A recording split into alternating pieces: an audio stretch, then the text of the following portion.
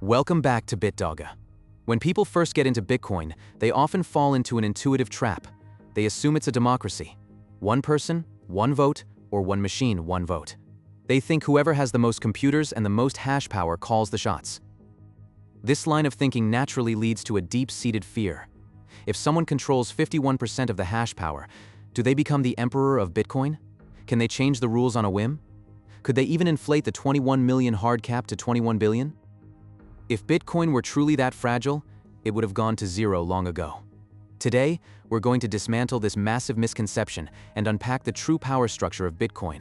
What you're about to hear might be the exact opposite of what you've always imagined. To understand how power works in Bitcoin, we need to separate two distinct roles: miners and full nodes. Voting is the wrong word here. A much better analogy is this: construction workers versus building inspectors. Miners are the construction workers doing the heavy lifting. They burn massive amounts of electricity to pack transactions together like bricks, laying them out to form a new block. It's grueling physical labor, meant to keep building the wall higher and moving the network forward. But that full node you're running? That node is the building inspector holding the master blueprint. Your computer enforces the absolute laws of Bitcoin. A block cannot exceed 1 megabyte.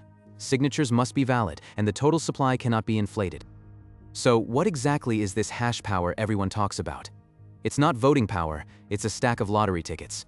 To win the right to update the ledger, miners must perform billions of hash collisions. This is what we call proof of work. It's a brutal game of probability. The system automatically adjusts the difficulty, ensuring that roughly every 10 minutes, only one miner globally hits the jackpot. What does the winner get? The right to make a proposal.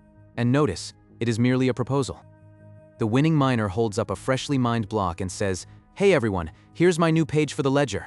At that exact moment, power shifts.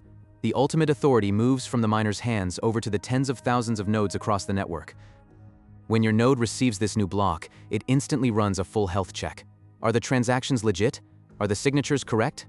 Did the miner overpay themselves?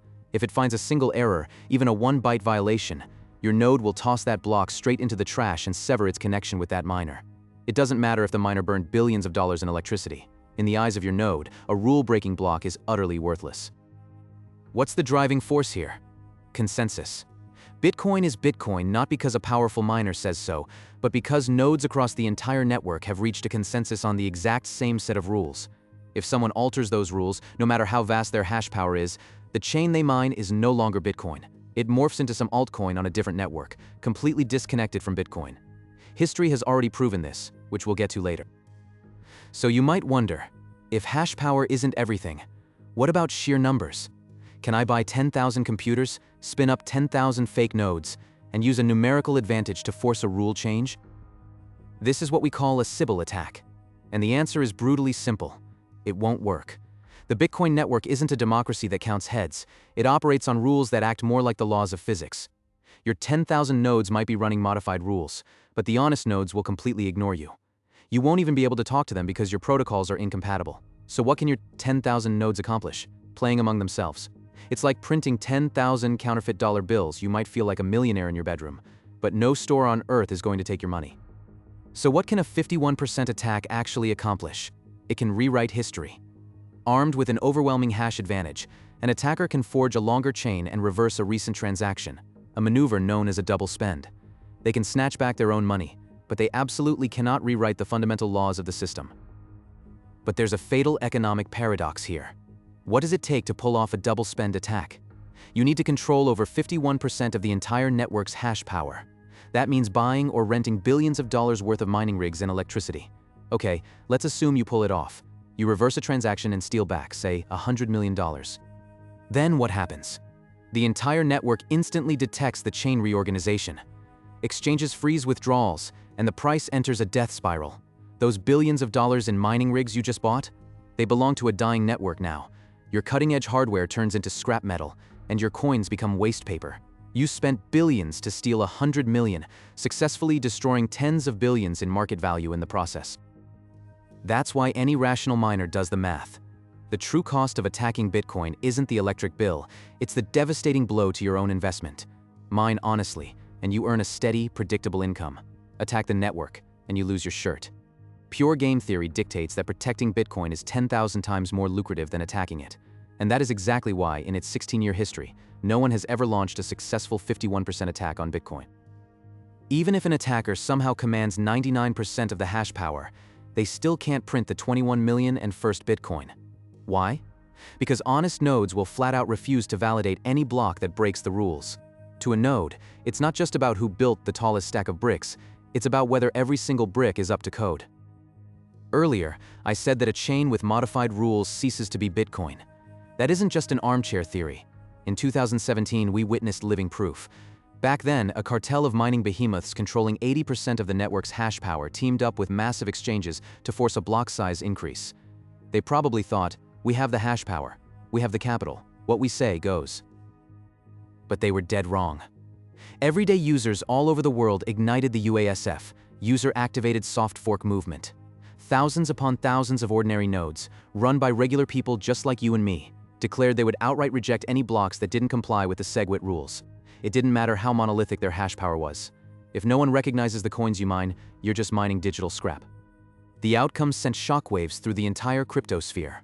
A large faction of those miners ultimately bowed their heads and complied with the upgrade. And the defiant ones? They hard forked away, created Bitcoin Cash, BCH, and changed the block size rules. And what happened? The vast majority of nodes didn't buy it. BCH became an altcoin on a separate network, while Bitcoin remained firmly Bitcoin. That block size war cemented one iron rule. Hash power is a servant to consensus, never its master. Why do we obsessively emphasize the importance of running a full node? Because in the realm of Bitcoin, the golden rule is, don't trust, verify. If you aren't running your own node, you're forced to place your trust in someone else's version of the truth. Running a node means taking full sovereignty over your own wealth. You don't need a sprawling server farm or high-end graphics cards. Armed with just an old laptop, or even a $50 Raspberry Pi, you become an indispensable sentinel for this decentralized network. Ultimately, what we're looking at is a flawless system of checks and balances. Miners provide security to earn rewards. Developers ship code to build reputation. And users, through their nodes, brutally enforce the bottom line of the rules. This right here is the genuine reason why Bitcoin can never be corrupted. It's not that the code itself is invincible, it's that the human will guarding that code is unconquerable. But before we go, I want to leave you with a question truly worth pondering. We all know Bitcoin halves every 4 years, strictly capped by math at 21 million coins. Eventually, the block subsidy will approach zero, and miners will have to survive almost entirely on transaction fees. What if, at that point, the network fees aren't high enough? What if the total hash power plummets as miners shut down their machines in droves, yet tens of thousands of full nodes continue to hum silently across the globe? Will Bitcoin still be secure? The answer to that question might be far more mind-blowing than you think. See you in the next episode. I'm BitDogga.